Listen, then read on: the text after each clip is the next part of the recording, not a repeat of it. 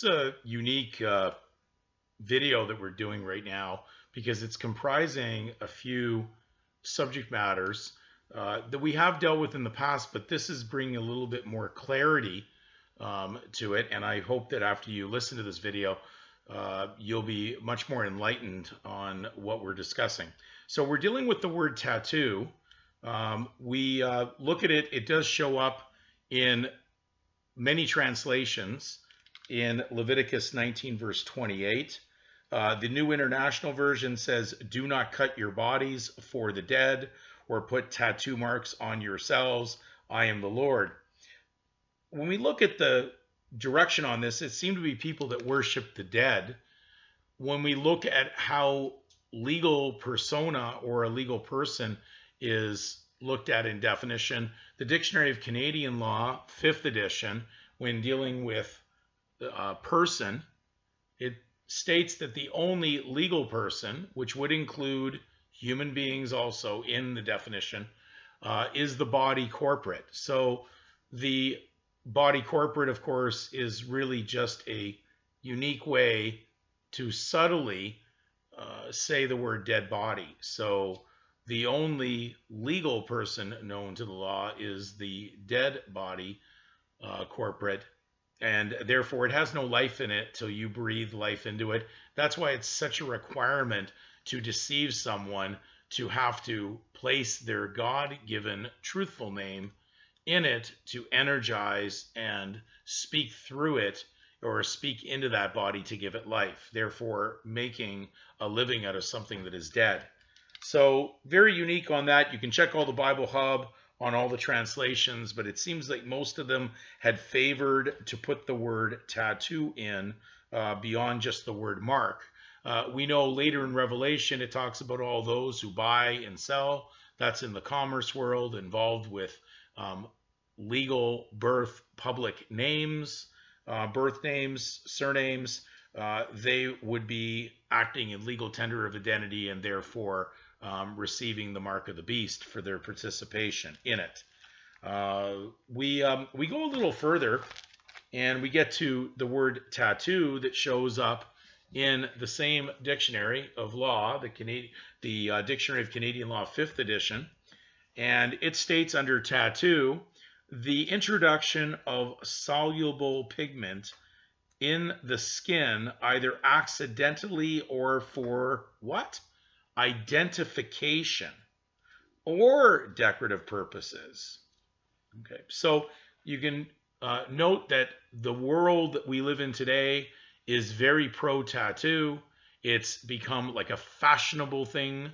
We're not supposed to be conformed or fashioned after the world, the secular world, but the secular world of unbelievers will do these things to their body that was given to them as a gift, untainted from this type of process.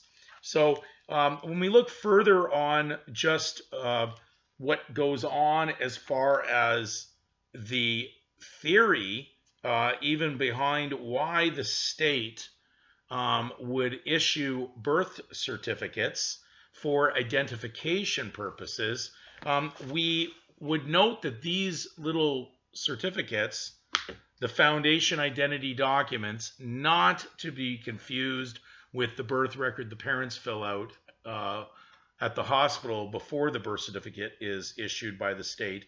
We have to understand that one is just a hearsay, basically accusation document, and the other is basically a invention of the state used to basically create a legal person.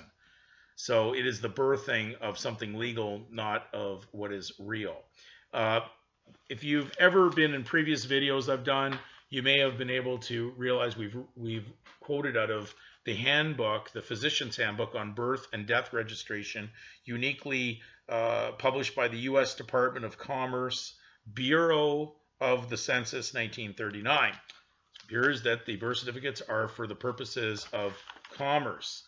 Now, it says that the underlying theory behind the registration of births or legal surnames, birth names, it says the justification is founded exclusively in legal theory, so it's just a theory, it's not a fact, it's a fiction, upon the police power of the state, of which public health is an inherent attribute. And we know that when we use the word public, public is referring to tax. So when we talk about public health, we're talking about basically tax health.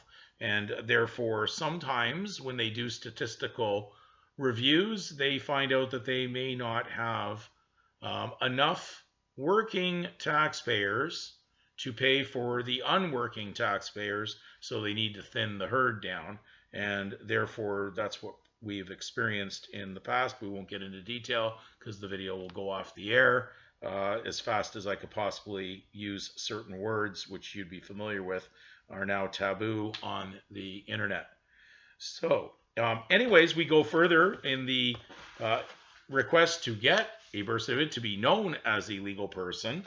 It states right in this document out of Ontario, Canada, that it says that the entitlement to the service requested to get a birth certificate is for law enforcement and security persons, the security of their person.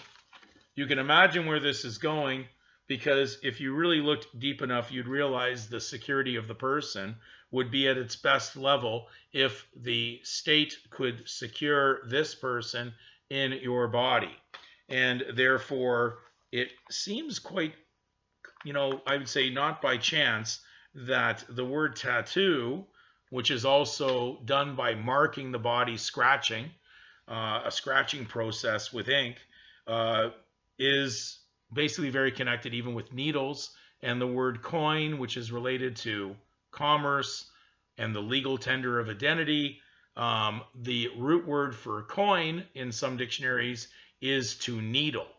So they did try to needle the entire world, and therefore we're just sharing this with you, and that's it. It's just nothing to do with anything to do with anything beyond what we had already discussed in public health. So there's the underlying theory of the Leviathan social contract, and we will go further. We also notice that the Bible talks about what would be the purpose of enforcement of law.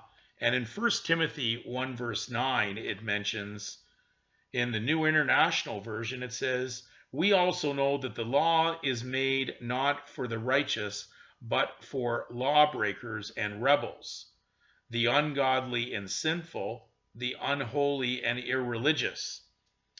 We can go to the New American Standard. Uniquely, some of the modern translations start to throw in things beyond the definition or the use of the word people. It starts off with realizing the fact that the law is not made for a righteous person, but for those who are lawless and rebellious. Most of the versions didn't seem to all go down. Well, I'd say most didn't go down that, but the ones that I'm noting here went to the NASB 1977, stated, realizing the fact that law is not made for a righteous man, but for those who are lawless and rebellious, for the ungodly and sinners. Then we go a little further down. The contemporary version says, we also understand it wasn't given to control people who please God, but to control lawbreakers, criminals, godless people, and sinners. Then we get into the King James 2000. It says, knowing this, that the law is not made for a righteous man, but for the lawless and disobedient, for the ungodly and for sinners. But when I get into two other translations, I get into the literal standard version. It states, having known this, that law is not set for a righteous man, but for lawless and insubordinate persons. Young's literal translation states, having known this, that for a righteous man law is not set, but for lawless and insubordinate what? Persons, ungodly and sinners, impious and profane, parricides and matricides, menslayers. So we're seeing that they could have translated it in a different manner, as some of the other translations had gone into placing, instead of a man at the beginning, they put a person. But here, I think we can embrace a better translation here on this, because when they went to a literal translation of what should have been, it says, again in the Young's literal, having known this, that for a righteous man, that's not a person, law is not set, but for the lawless and insubordinate persons. So when they issue these birth certificates for police or policy enforcement reasons, it's dealing with persons and those who wear a mask. So, we have to be, a little concerned that maybe we didn't really look at these documents too well. But when we see the definitions, even for what shows up on these certificates, they have both name and nom in Canada on the certificates. And nom in French means false name or pseudo. So a name or a nom is only referring to something in a false or fictitious sense. And therefore, we have to get our heads clear and our temples cleaned out on having inaccurate knowledge. And unfortunately, the majority of the world is caught up in darkness and deception.